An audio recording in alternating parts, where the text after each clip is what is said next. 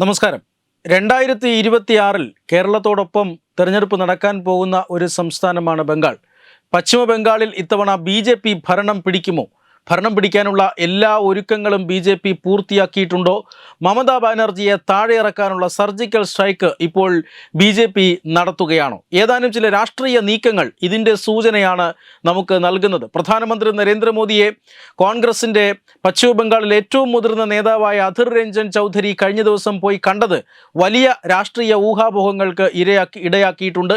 എന്തായാലും അധിർ രഞ്ജൻ ചൗധരിയുടെ സന്ദർശനം അത് BJPയിൽ ചേരാനൊന്നുമല്ല, മറിച്ച് ബംഗാളികളായ അല്ലെങ്കിൽ ബംഗാളി ഭാഷ സംസാരിക്കുന്ന തൊഴിലാളികൾ അവർ മറ്റ് സംസ്ഥാനങ്ങളിൽ വലിയ രീതിയിലുള്ള പീഡനങ്ങൾക്ക് ഇരയാകുന്നുണ്ട്, അവർ വിവേചനത്തിന് ഇരയാകുന്നുണ്ട്. പലപ്പോഴും ബംഗ്ലാദേശികളെന്ന് തെറ്റിദ്ധരിച്ച് അവർക്ക് നേരെ ആക്രമണങ്ങൾ പോലും ഉണ്ടാകാറുണ്ട്. ഇത് BJP ഭരിക്കുന്ന സംസ്ഥാനങ്ങളിലാണ് ഏറ്റവും അധികമായി കാണപ്പെടുന്നതെന്നും ഇതിന് പ്രധാനമന്ത്രി നരേന്ദ്രമോദിയുടെ ശ്രദ്ധ ഇതിന്മേൽ ഉണ്ടാകണമെന്നുമൊക്കെ അഭ്യർത്ഥിച്ചുകൊണ്ടാണ് ഞാൻ പ്രധാനമന്ത്രി നരേന്ദ്രമോദിയെ കണ്ടത് എന്നാണ് അധിർ രഞ്ജൻ ചൗധരി പുറത്തേക്ക് പറഞ്ഞിരിക്കുന്നത്. പ്രധാനമന്ത്രി നരേന്ദ്രമോദിയെ കണ്ടതിന് തൊട്ടു പിന്നാലെ പ്രധാനമന്ത്രി നരേന്ദ്രമോദിക്ക് ഈ കാര്യങ്ങൾ വിശദീകരിച്ചുകൊണ്ടുള്ള ഒരു കത്തും അദ്ദേഹം എഴുതിയിട്ടുണ്ട്. ഇത് തീർച്ചയായും പുറത്തു വരുന്ന കാര്യങ്ങളാണ് എങ്കിലും ഇതല്ല നടന്നത് യഥാർത്ഥത്തിലെന്നും അധിർ രഞ്ജൻ ചൗധരിയുടേത് ഒരു രാഷ്ട്രീയ സന്ദർശനമായിരുന്നുവെന്നും അദ്ദേഹം കോൺഗ്രസിൽ നിന്നും അടുത്ത നിയമസഭാ തെരഞ്ഞെടുപ്പിന് മുന്നോടിയായി BJPയിലേക്ക് പോകാൻ പോകുന്നുവെന്നുമുള്ള അഭ്യൂഹം ശക്തമാണ്.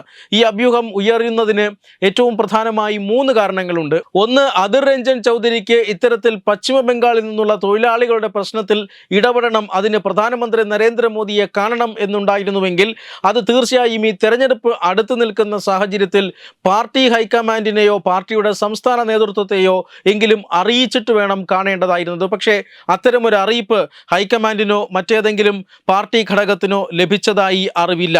മാത്രമല്ല, രണ്ടാമത്തെ കാര്യം, പാർട്ടിയും അധിർ രഞ്ജൻ ചൗധരിയും തമ്മിൽ കഴിഞ്ഞ കുറേ നാളായി വലിയ അകൽച്ചയിലാണ്. ആ അകൽച്ചയുണ്ടാകാനുള്ള കാരണവും എല്ലാം വളരെ വ്യക്തമാണ്. അത് ഹൈക്കമാൻഡുമായിട്ട് ബന്ധപ്പെട്ടുള്ള കാരണങ്ങൾ കൂടിയാണ്.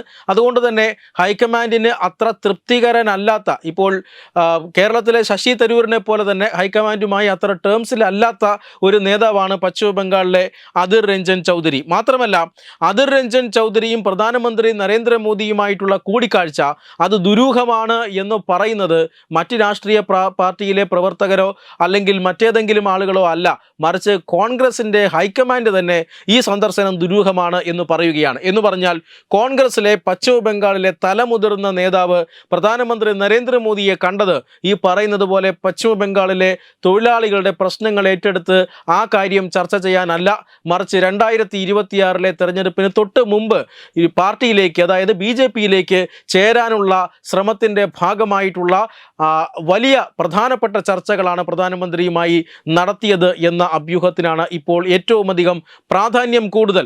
അധിർ രഞ്ജൻ ചൗധരിയും കോൺഗ്രസ് ഹൈക്കമാൻഡും തമ്മിൽ ഇത്തരത്തിൽ ഏറ്റവും അധികം ഭിന്നതയിലാകുന്നത് ഈ കഴിഞ്ഞ ലോക്സഭാ തെരഞ്ഞെടുപ്പോട് കൂടിയാണ്. നമുക്കറിയാം, അധിർ രഞ്ജൻ ചൗധരി പശ്ചിമ ബംഗാളിലെ വളരെ പ്രധാനപ്പെട്ട ഒരു കോൺഗ്രസ് നേതാവാണ്.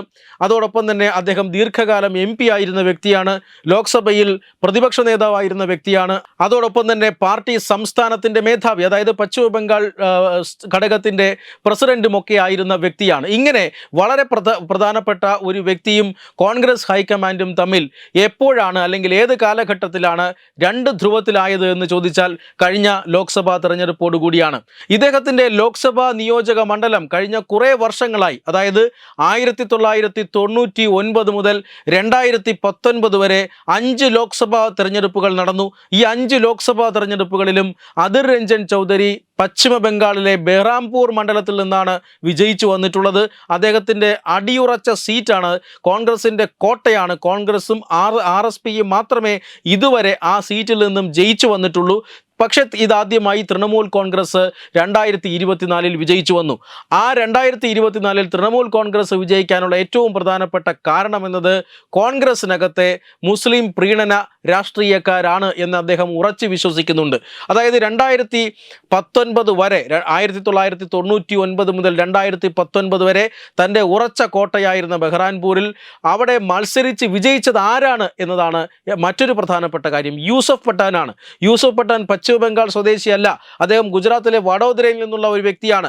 അദ്ദേഹത്തെയാണ് പശ്ചിമ ബംഗാളിലെ ഈ പറയുന്ന ബെഹ്റാൻപൂർ സീറ്റിൽ നിർത്തി മുസ്ലിം കൺസോളിഡേഷൻ നടത്തി. ബെഹ്റാൻപൂർ സീറ്റിന് മറ്റൊരു പ്രത്യേകത കൂടിയുണ്ട്.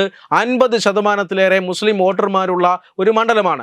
ആ മുസ്ലിം വോട്ടർമാരുടെ മുഴുവൻ പിന്തുണയും കഴിഞ്ഞ കാലങ്ങളിൽ കിട്ടിയിരുന്നത് കോൺഗ്രസിനാണ്. പക്ഷേ കോൺഗ്രസിനകത്തെ ചില ഘടകങ്ങൾ തൃണമൂൽ കോൺഗ്രസിന് അനുകൂലമായി പ്രവർത്തിക്കുകയും തൃണമൂൽ കോൺഗ്രസിലേക്ക് മുസ്ലിം വോട്ടുകളുടെ ഭൂരിപക്ഷം കേന്ദ്രീകരണം ഉണ്ടാവുകയും ഏതാണ്ട് 5,24,000 പരം വോട്ടുകൾക്ക് യൂസുഫ് പത്താൻ ആ മണ്ഡലത്തിൽ നിന്നും വിചിത്രമായ ഒരു വിജയം നേടുകയും ചെയ്തു. ഇത് അദിർ രഞ്ജൻ ചൗധരിയെ വലിയ രീതിയിൽ ഞെട്ടിച്ചു കളഞ്ഞു എന്ന കാര്യത്തിൽ തർക്കമൊന്നുമില്ല.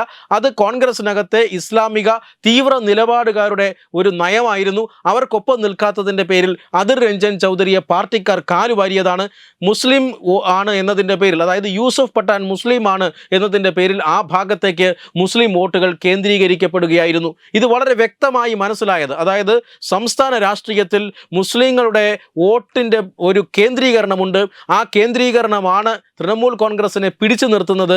ആ കേന്ദ്രീകരണത്തിന് പിന്നിൽ ഈ പറയുന്ന അനധികൃത കുടിയേറ്റക്കാരുണ്ട്. ബംഗ്ലാദേശിൽ നിന്നും പശ്ചിമ ബംഗാളിലേക്ക് കുടിയേറി പാർത്തിട്ടുള്ള അനധികൃത കുടിയേറ്റക്കാരുണ്ട് എന്നും അവർ വോട്ടർ പട്ടികയിൽ നിന്നും മാറിയാൽ തീർച്ചയായും തൃണമൂൽ കോൺഗ്രസിൻ്റെ രാഷ്ട്രീയ പിടിവള്ളി പോകുമെന്നുമൊക്കെ ആ തെരഞ്ഞെടുപ്പിലാണ് അദിർ രഞ്ജൻ ചൗധരിക്ക് മനസ്സിലായത്.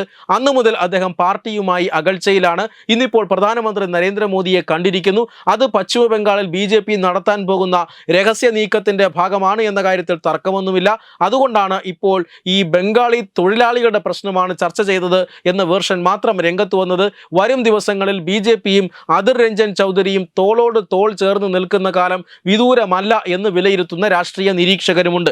മറ്റൊരു പ്രധാനപ്പെട്ട ഘടകമെന്നത് കഴിഞ്ഞ 3 ദിവസമായി കേന്ദ്ര ആഭ്യന്തരമന്ത്രി അമിത്ഷാ പശ്ചിമ ബംഗാളിലാണ്. ഡിസംബർ 29 മുതൽ 31 വരെയാണ് അദ്ദേഹത്തിൻ്റെ ബംഗാൾ സന്ദർശനം. കൽക്കട്ടയിലാണ് അദ്ദേഹം വിമാനമിറങ്ങിയത് 29-ാം തീയതി. അദ്ദേഹത്തിന് അവിടെ ലഭിച്ച സ്വീകരണം, അതായത് അമിത്ഷാ ബംഗാളിലെത്തിയത് തെരഞ്ഞെടുപ്പ് പ്രചരണത്തിൻ്റെ സ്വിച്ച് ഓൺ കർമ്മം നിർവഹിക്കാനാണ് എന്നാണ് പാർട്ടി വിലയിരുത്തുന്നത്. അതായത് അമിത്ഷായുടെ ഈ സന്ദർശനത്തോടു കൂടി പശ്ചിമ ബംഗാളിൽ ഇതാ ഞങ്ങൾ പിടിച്ചെടുക്കാനുള്ള യാത്ര തുടങ്ങിക്കഴിഞ്ഞിരിക്കുന്നു എന്ന് BJP വിലയിരുത്തുന്നുണ്ട്. അതിൻ്റെ ഭാഗമായിട്ട് 29-ാം തീയതി കൽക്കത്തയിൽ വിമാനമിറങ്ങിയ അമിത്ഷായെ സ്വീകരിക്കാനായി എത്തിയത് യുവമോർച്ചയുടെ നേതൃത്വത്തിൽ ഏതാണ്ട് 1500ഓളം ബൈക്കുകളാണ്.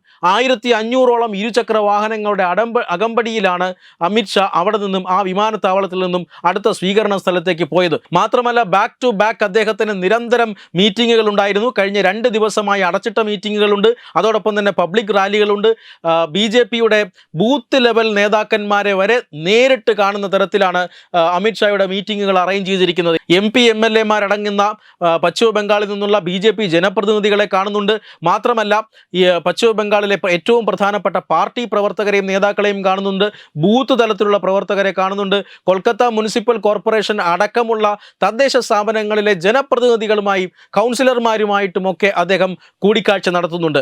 അമിത്ഷായ്ക്കൊപ്പം ഇടതും വലതുമായി നിൽക്കുന്നത് സംസ്ഥാനത്തെ സ്റ്റേറ്റ് പ്രസിഡന്റ് സമീക് ഭട്ടാചാര്യ, അതോടൊപ്പം തന്നെ സംസ്ഥാനത്തിൻ്റെ പ്രതിപക്ഷ നേതാവ് ശുവേന്ദു അധികാരി, അതോടൊപ്പം സംസ്ഥാനത്ത് നിന്നുള്ള കേന്ദ്രമന്ത്രി സുകാന്ത മജുംദാർ എന്നിവരടങ്ങുന്ന സംഘമാണ് അമിത്ഷായുമായി യാത്ര ചെയ്യുന്നത്. അമിത്ഷായുടെ തെരഞ്ഞെടുപ്പ് വിശകലന പരിപാടികളെല്ലാം ഇവരുടെ നേതൃത്വത്തിലാണ് നടക്കുന്നത്. വളരെ തന്ത്രപരമായ നീക്കങ്ങളാണ് BJP ഇക്കാര്യത്തിൽ നടത്തുന്നത്. ഈ 294 സീറ്റിൽ 196-ലധികം സീറ്റ് നേടി 3/2 ഭൂരിപക്ഷം ഇത്തവണ ഉറപ്പാക്കുമെന്ന് അമിത്ഷാ വളരെ ഓപ്പണായി കഴിഞ്ഞ ദിവസം പൊതുസമ്മേളനത്തിൽ പറയുകയും ചെയ്തു. അദ്ദേഹം നിരന്തരം വാർത്താ സമ്മേളനങ്ങളൊക്കെ വിളിക്കുന്നുണ്ട്. ഈ വാർത്താ സമ്മേളനത്തിൽ 3/2 ഭൂരിപക്ഷം ഞങ്ങൾ നേടും ഇത്തവണ എന്ന് അമിത്ഷാ കൃത്യമായി പറയുന്നുണ്ട്. ആ കണക്കുകൾ അദ്ദേഹം വെറുതെ പറയുന്നതല്ല എന്ന് നമുക്ക് ചരിത്രം പരിശോധിച്ചാൽ മനസ്സിലാകും. മാത്രമല്ല 3 പ്രധാനപ്പെട്ട വിഷയങ്ങളാണ് BJP ഇപ്പോൾ പശ്ചിമ ബംഗാളിലെ മമതാ ബാനർജി സർക്കാരിനെതിരെ ഉയർത്തിയിരിക്കുന്നത്. അതിലൊന്ന് അഴിമതിയാണ്, രണ്ടാമത്തേത് കുടിയേറ്റ പ്രശ്നമാണ്. ബംഗ്ലാദേശിൽ നിന്നും അനധികൃതമായി ഈ സംസ്ഥാനത്തേക്ക് ആളുകൾ കുടിയേറുന്നുണ്ട്. അത് ആ സംസ്ഥാനത്തിന് വരുത്തി വയ്ക്കുന്ന ദോഷം ചെറുതല്ല. അതോടൊപ്പം തന്നെ സ്ത്രീ സുരക്ഷയുമായി ബന്ധപ്പെട്ട് സംസ്ഥാനത്ത് സ്ത്രീകളുടെ സുരക്ഷയിൽ ജനങ്ങൾ വലിയ രീതിയിൽ ആശങ്കാകുലരാണ്. അങ്ങനെ ആശങ്കപ്പെടുത്തുന്ന ധാരാളം സംഭവങ്ങൾ പശ്ചിമ ബംഗാളിൽ ഇടയ്ക്കിടെ ഉണ്ടാകുന്നുമുണ്ട്. അതുകൊണ്ട് തന്നെ ഈ 3 വിഷയങ്ങൾ ഉയർത്തിപ്പിടിച്ചുകൊണ്ടാണ് 3-2 ഭൂരിപക്ഷം നേടും എന്ന് BJPയുടെ രാഷ്ട്രീയ തന്ത്രജ്ഞനായിട്ടുള്ള അമിത്ഷാ പറയുന്നത്. മാത്രമല്ല അദ്ദേഹത്തിന് അങ്ങനെ പറയാൻ ഒരു കാരണവുമുണ്ട്. കാരണം അത്രമാത്രം വലിയ ഒരു വളർച്ചയാണ് BJP കഴിഞ്ഞ 5 വർഷത്തിനുള്ളിൽ നേടിയത്. 2016 BJPക്ക് 3 സീറ്റ് മാത്രമാണ് സംസ്ഥാന നിയമസഭയിൽ ഉണ്ടായിരുന്നതെങ്കിൽ 2021 തെരഞ്ഞെടുപ്പിൽ 77 സീറ്റുകളിലേക്ക് പാർട്ടി ജയിച്ചു കയറി. 2014 17% വോട്ടിംഗ് ശതമാനം 2024 ലോക്സഭാ തെരഞ്ഞെടുപ്പിൽ 39% ഉയർന്നു. ഇന്നിപ്പോൾ അത്രമാത്രം സംഘടനാ വ്യാപ്തി ഇപ്പോൾ പശ്ചിമ ബംഗാളിൽ ഉണ്ടായിട്ടുണ്ട്. അതായത് BJPക്ക് വലിയ സംഘടന അടിത്തറ ഉണ്ടായിരുന്ന സംസ്ഥാനമായിരുന്നില്ല. ആ സംസ്ഥാനത്ത് 81,000-ഓളം ബൂത്തുകളുള്ള പശ്ചിമ ബംഗാളിൽ 65,000 ബൂത്തുകളിലും BJPക്ക് ഇപ്പോൾ സജീവ സംഘടനാ പ്രവർത്തനമുണ്ട്. ഇതെല്ലാം ഉയർത്തി കാണിച്ചുകൊണ്ടാണ് അമിത്ഷാ ഇപ്പോൾ തെരഞ്ഞെടുപ്പ് രംഗത്ത് നമ്മളേറെ മുന്നേറിക്കഴിഞ്ഞു, ഇനി ഭരണം പിടിക്കുകയാണ്, സാധാ ഭരണമല്ല, അത് 3-2 ഭൂരിപക്ഷത്തോടു കൂടി ഭരണം പിടിക്കണം.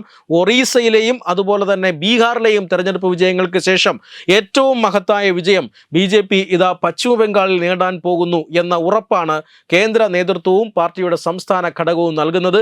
ആ രീതിയിലുള്ള നീക്കങ്ങളാണ് കഴിഞ്ഞ 3 ദിവസമായി സംസ്ഥാനത്തും അതുപോലെ തന്നെ രാജ്യ തലസ്ഥാനത്തുമൊക്കെ കാണാൻ സാധിക്കുന്നത്. വെബ് ഡെസ്ക് തത്വമൈ ന്യൂസ്.